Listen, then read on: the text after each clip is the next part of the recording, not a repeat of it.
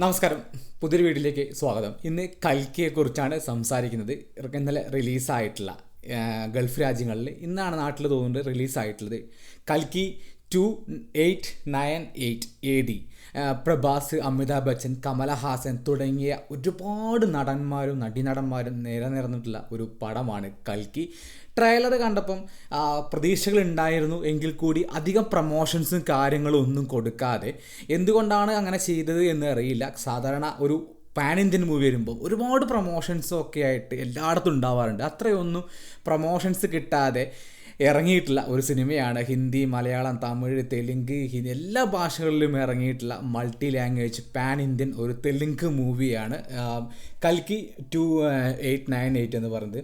ഇതിൽ പറയേണ്ട ആൾക്കാരെ പേര് ഞാൻ നോക്കുമായിരുന്നു. ഒരുപാട് ആക്ടേഴ്സ് ഉണ്ട്. അതായത് അന്നാബെന്നൊക്കെ ഉണ്ട്. അന്നാബെൻ്റെ ഒക്കെ ഒരു ക്യാരക്ടർ എന്ന് പറയുന്നത് ഭയങ്കര ഒരു സംതിങ് ഡിഫറെൻ്റ് ആയിട്ടുണ്ട്. നമുക്കിത് ഈ സിനിമ കാണുമ്പോൾ ആക്ച്വലി എന്താ പറയുക, ഹോളിവുഡ് സിനിമകൾ പോലെ, അതായത് ഇന്ത്യയിൽ നിന്ന് ഒരു ഹോളിവുഡ് സിനിമ എപ്പോഴാണ് സംഭവിക്കുക എന്ന് പലപ്പോഴും ചോദിക്കാറുണ്ട്.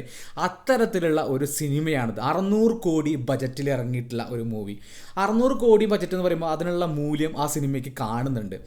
നമ്മൾ മുമ്പ് ഇറങ്ങിയ ആദ്യ പുരുഷയ്ക്ക് 500 കോടി കൊണ്ടേ ചിലവാക്കിയാൽ അത് എവിടെ പോയി 500 കോടി എന്നാണ് ചിന്തിച്ചത്. പക്ഷേ ഇത് 600 കോടി എന്നാണ്. അതുക്കും മേലെയാണ് ഈ സിനിമയ്ക്ക് വേണ്ടിയിട്ട് എല്ലാ എഫേർട്ട് എടുത്തിരിക്കുന്നത് എന്ന് പറയാം. പശുപതി ഉണ്ട്, അതുപോലെ രാജമൗലിയുടെ ചെറിയൊരു ഗസ്റ്റ് റോൾ ഉണ്ട്, ദുൽഖർ സൽമാൻ്റെ ഉണ്ട്, പിന്നെ കുറച്ച് എന്താ പറയുക, നമ്മളെ വിജയ് ദേവാര കൊണ്ടയെ പോലെയുള്ള കുറച്ച് ഗസ്റ്റ് അപ്പിയറൻസ് ഉണ്ട്. ഈ സംഭവം അറിയാം, കൽക്കി എന്ന് പറയുന്നതിനറിയാം. മഹാഭാരതവുമായി ബന്ധപ്പെട്ടിട്ടുള്ള ഒരു വേഷമാണ്. മഹാഭാരതത്തിലെ നമുക്കറിയാം കൽക്കിയുടെ ഒരു വീണ്ടും ഒരു അവതാരം. അപ്പോൾ അത് മഹാഭാരതത്തിൽ എന്ന് പറയുമ്പോൾ എങ്ങനെയാണ് 2898 AD 6000 വർഷങ്ങൾക്ക് ശേഷമാണ് കൽക്കിയുടെ അവതാരം. അത് മഹാഭാരതത്തിലെ മഹാവിഷ്ണുവിൻ്റെ അവതാരം എന്ന് പറയുന്നത്. അതിനകത്ത് ഈ പടം എന്ന് പറയുമ്പോൾ ചിലപ്പോൾ കുറച്ച് സ്ഥലങ്ങളിലൊക്കെ നമുക്ക് ഈ തെലുങ്ക് മൂവിയുടെ, അതായത് പ്രത്യേകിച്ച് പ്രഭാസിനെ കാണിക്കുമ്പോൾ കുറച്ച് എലമെൻറ്റുകളൊക്കെ, ഒരു തെലുങ്ക് മൂവിയുടെ എലമെൻറ്റുകൾ കിട്ടുന്നുണ്ട്, ഫാൻസിന് വേണ്ടിയിട്ടൊക്കെ ഇട്ട് കൊടുത്തിട്ടുണ്ട്. പക്ഷേ അപ്പോൾ സിനിമ എഴുതി കാണിക്കുന്ന ഒരു രംഗമുണ്ട്. അമിതാഭ് ബച്ചൻ്റെ ഒരു ഫ്ലാഷ് ബാക്ക്, 6000 വർഷം മുമ്പുള്ള അശ്വത്ഥമാത ആ ക്യാരക്ടറാണ്. പൊതുവെ എല്ലാവരും അറിഞ്ഞിട്ടുണ്ടാവും. ആ ക്യാരക്ടറിൻ്റെ ഒരു ശാപവും ഒക്കെയാണ് പറയുന്നത്. അപ്പോൾ ആ കാലഘട്ടങ്ങളിൽ അയാളെ കാണിക്കുന്ന ഒരു VFX ഉണ്ട്. അത് പിന്നീട് കാണിക്കുന്നത് അവിടെ മാത്രം ഒഴിച്ച് നിർത്തിയാൽ ബാക്കിയെല്ലാം ഒരു ലെവൽ എന്നാണ് ലെവൽ. പിന്നെ ഈ പറയുന്ന തെലുങ്കിൻ്റെ കുറച്ച് എലമെൻസിൻ്റെ പ്രഭാസിന് വേണ്ടിയിട്ട് ഇട്ട് കൊടുത്ത്.